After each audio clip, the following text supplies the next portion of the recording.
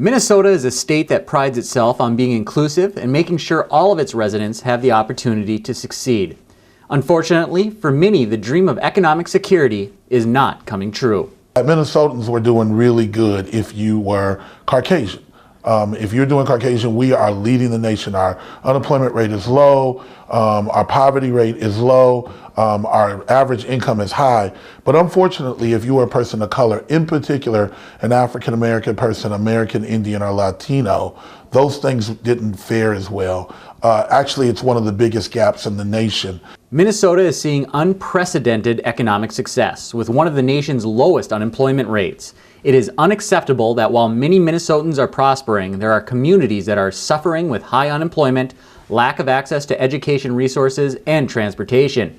These are the tools people use to bring themselves out of poverty, and it's our moral responsibility to make sure that we offer all Minnesotans the ability to improve their lives. There was a recent report that came out from a study done by Harvard that says that the #1 predictor of economic mobility is access to transportation.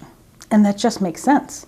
If people can't get to different job opportunities, if they can't get to education that will help prepare them for better jobs, of course they get stuck and they don't have an opportunity to expand their horizons.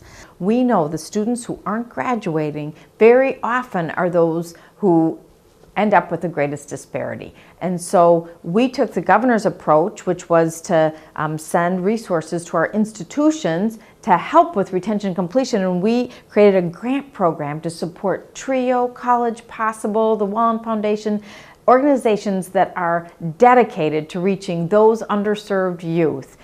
The Minnesota Senate DFL takes economic disparities extremely seriously and have created a new subcommittee to address this very issue.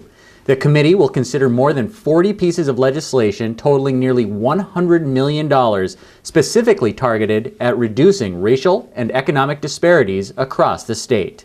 It is generational. It is everything from early childhood and education there to current education to creating the paths in the future to help those 4-year-olds be on a right path and get jobs for the future and in places where we know they're going to need jobs like healthcare, like manufacturing. But then it also, this program at the Opportunity Center puts people in jobs today, which then helps the families so that the 4-year-old does better going forward.